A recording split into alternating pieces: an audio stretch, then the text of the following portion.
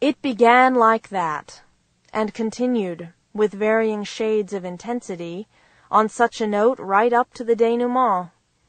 Dexter surrendered a part of himself to the most direct and unprincipled personality with which he had ever come in contact. Whatever Judy wanted, she went after with the full pressure of her charm. There was no divergence of method, no jockeying for position, or premeditation of effects. There was a very little mental side to any of her affairs. She simply made men conscious to the highest degree of her physical loveliness. Dexter had no desire to change her. Her deficiencies were knit up with a passionate energy that transcended and justified them. When, as Judy's head lay against his shoulder that first night, she whispered, "I don't know what's the matter with me. Last night I thought I was in love with a man, and tonight I think I'm in love with you."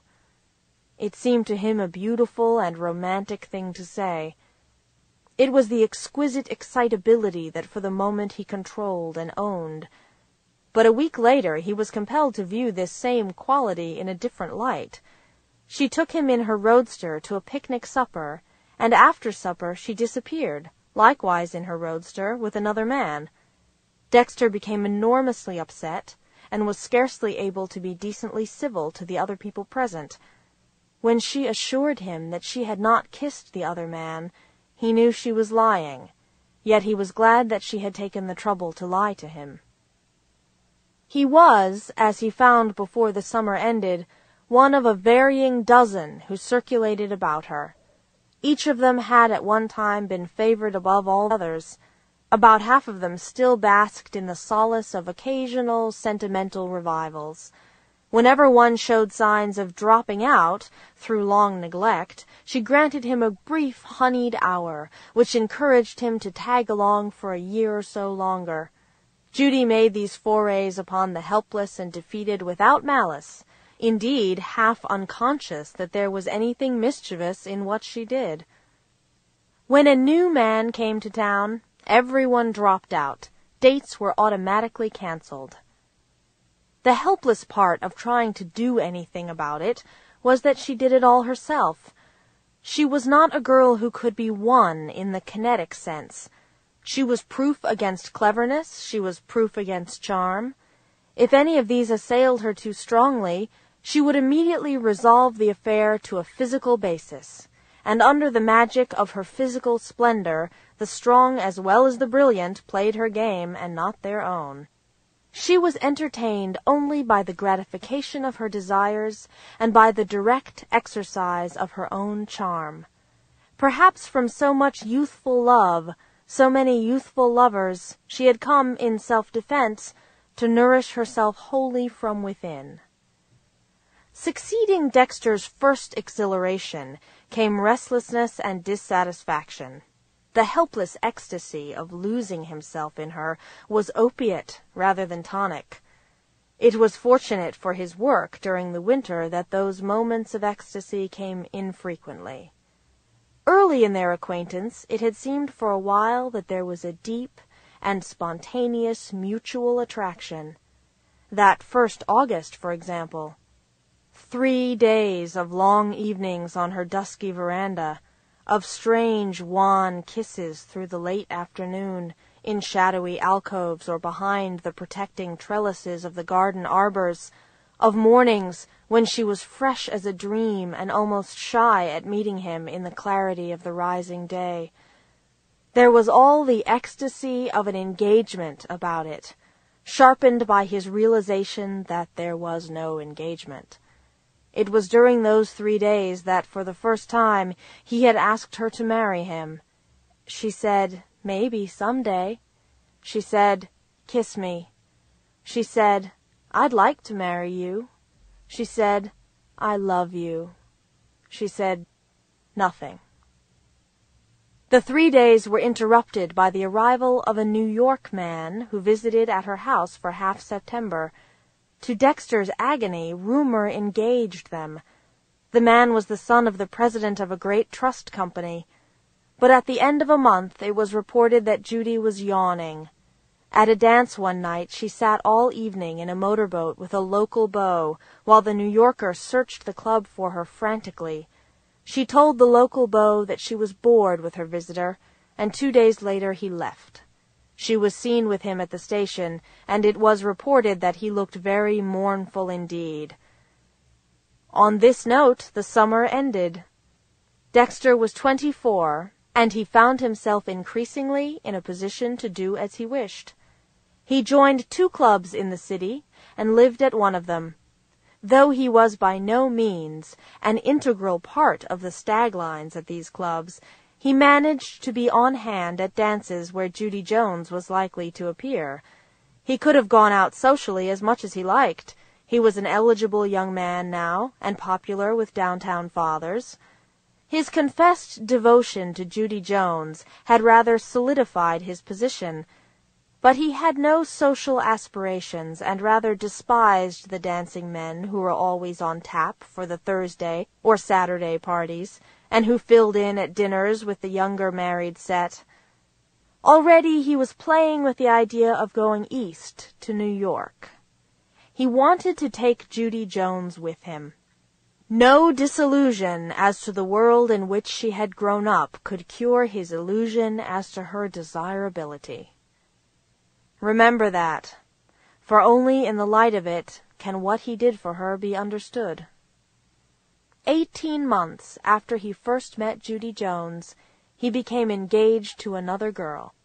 Her name was Irene Shearer, and her father was one of the men who had always believed in Dexter. Irene was light-haired and sweet and honorable, and a little stout, and she had 2 suitors whom she pleasantly relinquished when Dexter formally asked her to marry him.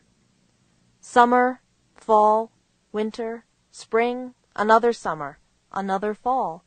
So much had he given of his active life to the incorrigible lips of Judy Jones. She had treated him with interest, with encouragement, with malice, with indifference, with contempt. She had inflicted on him the innumerable little slights and indignities possible in such a case, as if in revenge for having ever cared for him at all. She had beckoned him and yawned at him and beckoned him again, and he had responded often with bitterness and narrowed eyes. She had brought him ecstatic happiness and intolerable agony of spirit. She had caused him untold inconvenience and not a little trouble. She had insulted him, and she had ridden over him, and she had played his interest in her against his interest in work, for fun. She had done everything to him except to criticize him. This she had not done. It seemed to him only because it might have sullied the utter indifference she manifested and sincerely felt toward him. When autumn had come and gone again, it occurred to him that he could not have Judy Jones. He had to beat this into his mind, but he convinced himself at last. He lay awake at night for a while and argued it over. He told himself the trouble and pain she had caused him. He enumerated her glaring deficiencies as a wife. Then he said to himself that he loved her. And after a while he fell asleep. For a week, lest he imagine her husky voice over the telephone, or her eyes opposite him at lunch, he worked hard and late, and at night he went to his office and plotted out his years. At the end of a week, he went to a dance and cut in on her once. For almost the first time since they had met, he did not ask her to sit out with him, or tell her that she was lovely. It hurt him that she did not miss these things. That was all. He was not jealous when he saw that there was a new man tonight. He had been hardened against jealousy long before. He stayed late at the dance. He sat for an hour with Irene Shearer and talked about books and about music. He knew very little about either, but he was beginning to be master of his own time now, and he had a rather priggish notion that he, the young and already fabulously successful Dexter Green, should know more about such things. That was in October, when he was 25. In January, Dexter and Irene became engaged. It was to be announced in June, and they were to be married 3 months later. The Minnesota winter prolonged itself interminably, and it was almost May when the winds came soft and the snow ran down into Black Bear Lake at last. For the first time in over a year, Dexter was enjoying a certain tranquility of spirit. Judy Jones had been in Florida, and afterward in Hot Springs, and somewhere she had been engaged, and somewhere she had broken it off. At first, when Dexter had definitely given her up, it had made him sad that people still linked them together and asked for news of her. But when he began to be placed at dinner next to Irene Shearer, people didn't ask him about her any more. They told him about her. He ceased to be an authority on her. May at last. Dexter walked the streets at night when the darkness was damp as rain, wondering that so soon, with so little done, so much of ecstasy had gone from him. May 1 year back had been marked by Judy's poignant, unforgivable yet forgiven turbulence. It had been one of those rare times when he fancied she had grown to care for him. That old penny's worth of happiness he had spent for this bushel of content. He knew that Irene would be no more than a curtain spread behind him, a hand moving among gleaming teacups, a voice calling to children. Fire and loveliness were gone. The magic of nights and the wonder of the varying hours and seasons. Slender lips down-turning, dropping to his lips, and bearing him up into a heaven of eyes. The thing was deep in him. He was too strong and alive for it to die lightly. In the middle of May, when the weather balanced for a few days on the thin bridge that led to deep summer, he turned in one night at Irene's house. Their engagement was to be announced in a week now. No one would be surprised at it. And tonight they would sit together on the lounge at the University Club and look on for an hour at the dancers. It gave him a sense of solidity to go with her. She was so sturdily popular, so intensely great. He mounted the steps of the brownstone house and stepped inside. "Irene," he called. Mrs. Shearer came out of the living room to meet him. "Dexter," she said, "Irene's gone upstairs with a splitting headache. She wanted to go with you, but I made her go to bed." "Nothing serious, "Oh, no. She's going to play golf with you in the morning. You can spare her for just one night, can't you, Dexter?" Her smile was kind. She and Dexter liked each other. In the living room he talked for a moment before he said good night. Returning to the University Club, where he had rooms, he stood in the doorway for a moment and watched the dancers. He leaned against the doorpost, nodded at a man or two, yawned. "Hello, darling." The familiar voice at his elbow startled him. Judy Jones had left a man and crossed the room to him. Judy Jones, a slender, enameled doll in cloth of gold, gold in a band at her head, gold in 2 slipper points at her dress's hem. The fragile glow of her face seemed to blossom as she smiled at him. A breeze of warmth and light blew through the room. His hands in the pockets of his dinner jacket tightened spasmodically. He was filled with a sudden excitement. "When did you get back?" he asked casually. "Come here and I'll tell you about it." She turned and he followed her. She had been away. He could have wept at the wonder of her return. She had passed through enchanted streets, doing things that were like provocative music. All mysterious happenings, all fresh and quickening hopes had gone away with her, come back with her now. She turned in the doorway. "Have you a car here? If you haven't, I have." "I have a coupe." In then, with a rustle of golden cloth. He slammed the door.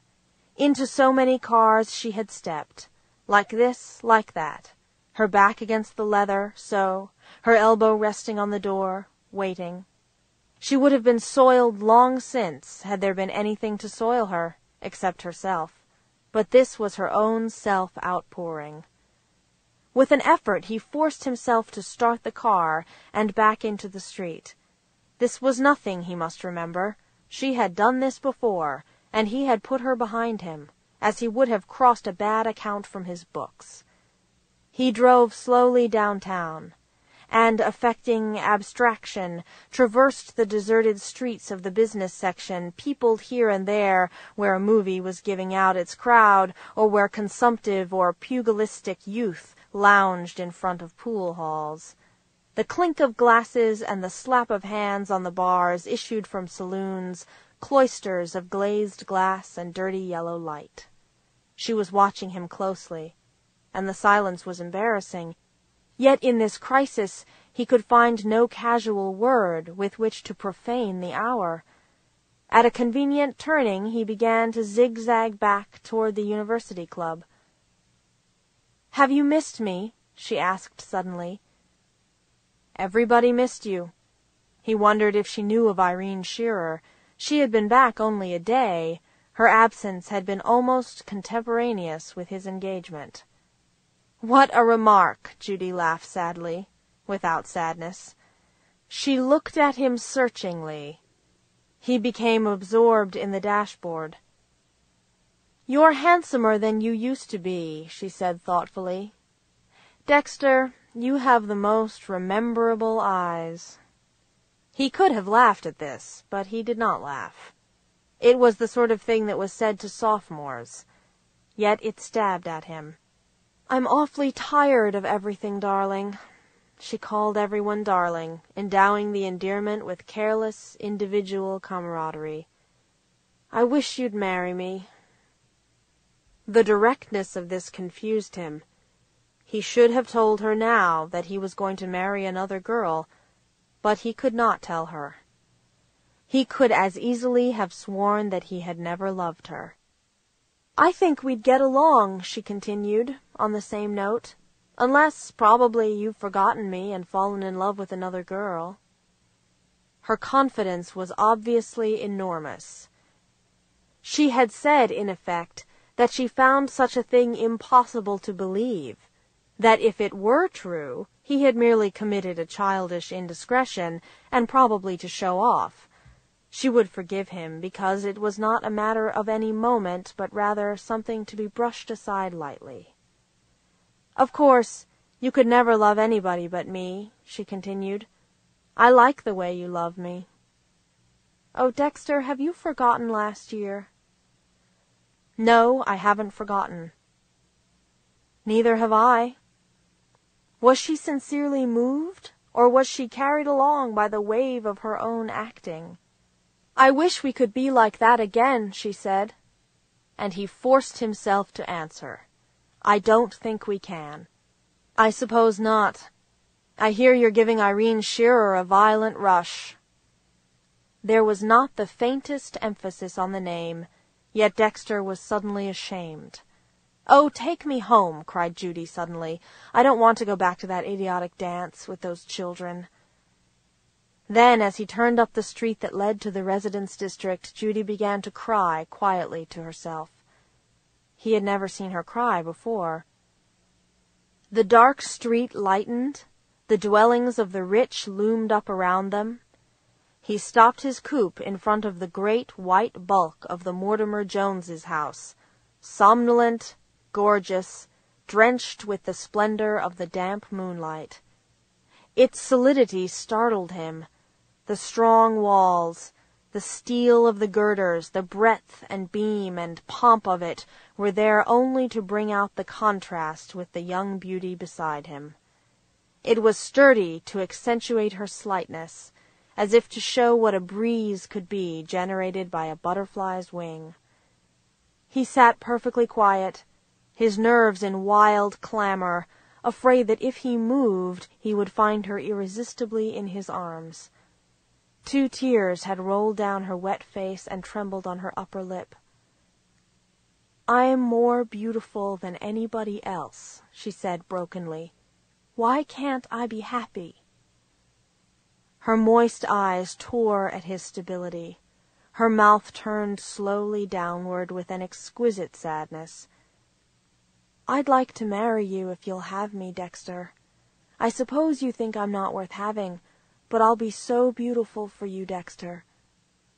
A million phrases of anger, pride, passion, hatred, tenderness fought on his lips. Then a perfect wave of emotion washed over him, carrying off with it a sediment of wisdom, of convention, of doubt, of honor. This was his girl who was speaking, his own, his beautiful, his pride. "Won't you come in?" He heard her draw in her breath sharply.